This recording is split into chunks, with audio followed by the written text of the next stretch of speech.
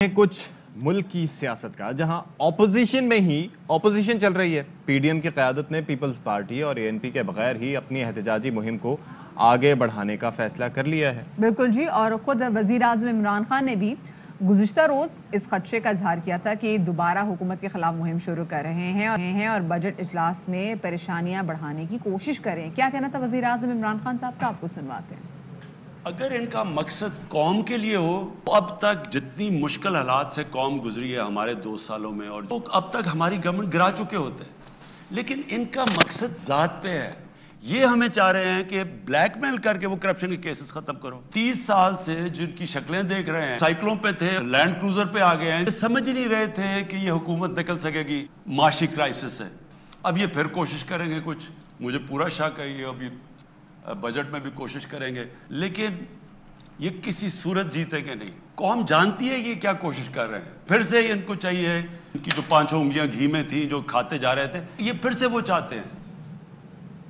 لیکن لگتا ہے کہ پی ڈی ایم میں ٹوٹ پھوٹ کے بعد اب حکومت پی ڈی ایم کو زیادہ اپنے لیے خطرہ محسوس نہیں کر رہی. اپوزیشن میں اپوزیشن چل رہی ہے اور حکومت کے لیے اپنا کام کرنا آسان ہو گیا ہے. نون لیگ کے مطابق پی ٹی ایم اور پارلیمنٹ کے اندر اپوزیشن کی سیاست کو الگ الگ قرار دیا ہے، اور بلاول بھٹو زرداری نے پی ڈی ایم پہ تنقید کی ہے، جو کہ ایک وقت میں پی ڈی ایم کا حصہ تھے، اور کہتے ہیں کہ وہاں اب بھی ہماری پالیسی چل رہی ہے. جی، پارلیمنٹ کے اندر حکومت کو ٹف ٹائم دینے کی کوشش کریں گے.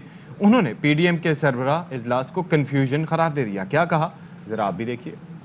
حکومت کے وزیر، اسپوکس پرسن معیشت کے بارے میں بات کرتے ہیں، ایسے لگتا ہے کہ وہ کسی اور ملک کا معیشت کے بارے میں ذکر کر رہے ہوں گے. سارے بیماریوں کا جو علاج ہے وہ صاف و شفاف انتخابات ہو. پیپلز پارٹی اور عوامی نیشنل پارٹی مل کے انشاءاللہ تعالی پارلیمان کے اندر اور پارلیمان کے باہر ہم سیاست بھی کریں گے اور پاکستان کے عوام کے مسائل حل کرنے کی کوشش کریں گے. We have not at any point in time expressed any desire to return Pakistan Democratic Movement. نے ٹائم ساتھ گزارا ہے تو اچھا نہیں لگے گا کہ اب ہم ایک دوسرے کے بارے میں برے بلا کہے. وہ شاید کنفیوژن کا شکار ہے، شاید ڈویژن کا شکار ہے. جو بھی سیاسی جماعت اپنا نظریہ میں کلیئر ہے، اسٹریٹجی پہ کلیئر ہے، تو وہ زیادہ افیکٹولی ٹف ٹائم دے سکیں گے.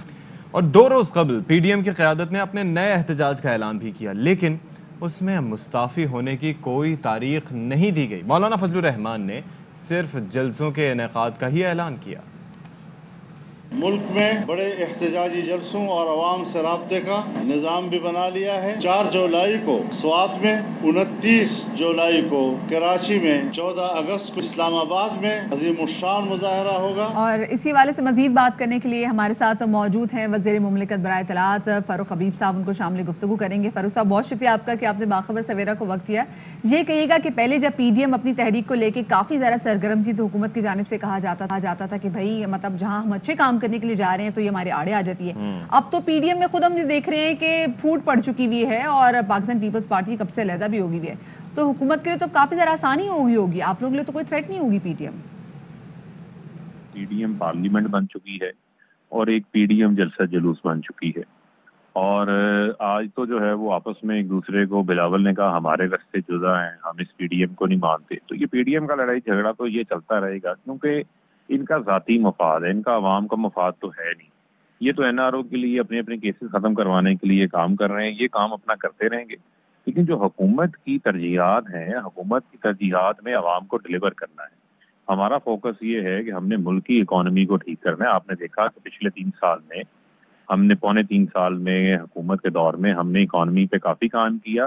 ہمیں ملک بینک ڈیفالٹ پہ ملا تھا. 9 ارب ڈالر کے ریزرو سے 15 دن کا ہمارے پاس ریزروز رہ گئے تھے. ملک بینک ڈیفالٹ پہ تھا. آج الحمدللہ اسٹیٹ بینک کے ریزرو جو ہے وہ 5.6 بلین ڈالر کے اوپر موجود ہیں. مجموعی ریزرو ہمارے 23 بلین ڈالر پہ پہنچ چکے ہیں.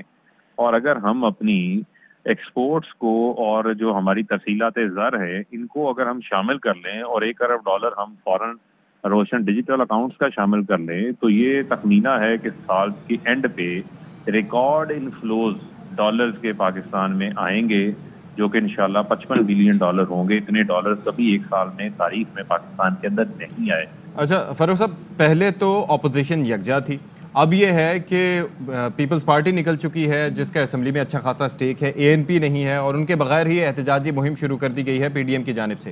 تو کیا کوئی ٹف ٹائم دے پائیں گے یہ گورنمنٹ کو؟ PDM جو ہے وہ ہمارا مسئلہ نہیں ہے، اور نہ ہی جو ہے وہ PDM کس کو جماعت میں رکھتی ہے کس کو نہیں رکھتی، اس سے ہمیں کوئی فرق نہیں پڑتا.